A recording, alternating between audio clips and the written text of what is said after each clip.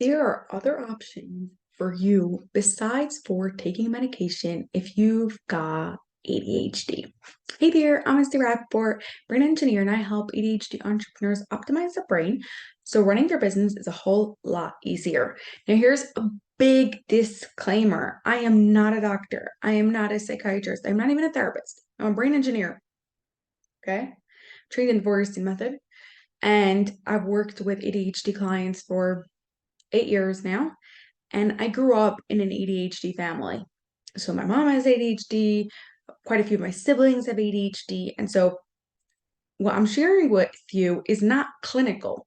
What I'm sharing with you is stuff that I've seen over and over and over again work with people that I know and clients and the like. You take what works for you, leave what doesn't. Okay. This is not medical advice. As soon as we understand that, that's all clear. Then I want to share with you 3 different things that you can do to help you deal with ADHD without medication. Ready? Let's do this. Number one, focusing. This is a big struggle for people with ADHD, right? Focusing when they are not interested in something. Now, actually, the part of our brain in where that we use to focus, it's called the parietal lobe, is not very well developed. This part of the brain is also in charge of the sense of touch. Now, most of the time, we touch with our eyes because we see it before our hands actually get it. Like I see this mic before my hands get it, and I've touched it hundreds of times before. So when I touch it, before I even touch it, my brain sees it, knows what it feels like, and before my hand actually gets to it, before I actually use that sense of touch, my eyes is sending messages to my brain and to my body what this feels like. And so the only way you are actually using your sense of touch is either if it's a surprise, like if for some reason it was be wet or sticky and I'd be like feeling it and I didn't see it before, and then it'd be like, okay, I'm now using my sense of touch. Or if it's something new, you're buying a new material, new clothing, and you want to purposely feel it, right? Other than that, you are touching with your eyes. And this part of your brain, the parietal lobe, which is in charge of choosing your sense of touch, is not very well developed. And your focusing is not very well developed. And that's why you're really struggling with focus. So, by you improving your sense of touch, you automatically improve your sense of focus. Yes, I'm going to say it again. When you improve your sense of touch, you automatically improve your sense of focus because it is in the same part of your brain.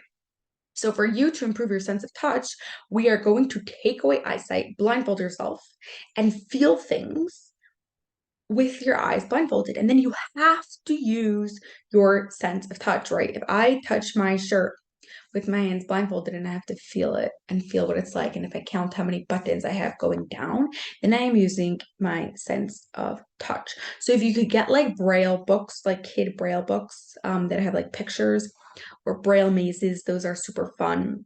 You could even just walk around your house and try to feel things blindfolded. Just make sure you do it in a safe way. You don't crash or hit in anything. You could take a bunch of, let's say, random clothes and have your eyes blindfolded and have to feel them to guess what it's like. Things like that. You want to really make sure you're feeling the details on what's happening there. Made a whole video on improving your sense of focusing by touching, and I'm going to link that right below. So if that's something you're interested in, go and check that one out. Okay. Now, the second thing you can do to help you with ADHD, this is super important. Thinking is not one big thing. Thinking is made up of 28 thinking skills called cognitive functions. Now, naturally, we all have stronger and weaker thinking skills. Okay. But people with ADHD tend to struggle with the same thinking skills. So, for example, one of those thinking skills is understanding time. And as I know, often people with ADHD struggle with time blindness. As soon as they improve that sense of time, automatically time gets easier because the foundational skill of understanding time is stronger. Or another one of the thinking skills is working memory. And we know that many people with ADHD struggle with working memory. When you improve that skill, that thinking skill of working memory, then working memory is a lot easier. Another one is called clear perception. That's taking in information in a clear and organized way. Okay. If you've got ADHD and really get overwhelmed when there's a lot of information, you walk into a messy room that you know that you need to clean, and instead of actually cleaning it, you go out and close the door. You're experiencing blurred perception. That thinking skill, cleared perception, is weak. When you improve that thinking skill, it becomes a whole lot easier. Now, I cannot go through all the 28 thinking skills right here in this video. I do have a video that goes through all the 28, but doesn't share with you how to actually improve them. I will link that one below. And then you could figure out which one of your thinking skills you need to improve on. There's videos on basically every single one of those thinking skills right here on YouTube that you could just search in this channel, in the Life Picks University channel, and it will go deep into one of the thinking skills. If you can't find that video and you've, let's say, looking for a very specific one, and for some reason that video isn't there, leave a comment below and I will hopefully do a video for you in the near future covering that specific thinking skill. Another way for you to figure out where you are with each one of the 20 thinking skills is I've got a 28 thinking skill assessment. That's also linked right below, and you can take that free assessment that will go through each one of the 20 thinking skills, and you'll know exactly what you need to work on. And the last thing you could do, honestly, helps really well with people with ADHD is take a high quality omega-3 together with vitamin D. Honestly, I think most people in the world are lacking omega-3 and vitamin D. Vitamin D, we know it's much more popular. And they're like, we don't get enough sun, I need more vitamin D, etc. But it really, really affects people with ADHD. So that's obviously the easiest one to start with. It's not a be-all, end-all. Like I said, I like to put a bunch of things together to try to figure out what we can actually do to help you. But omega-3, high quality omega-3 and vitamin D helps amazing for people with ADHD. So I'm going to do a quick recap, and you decide which one of these things you are going to start today.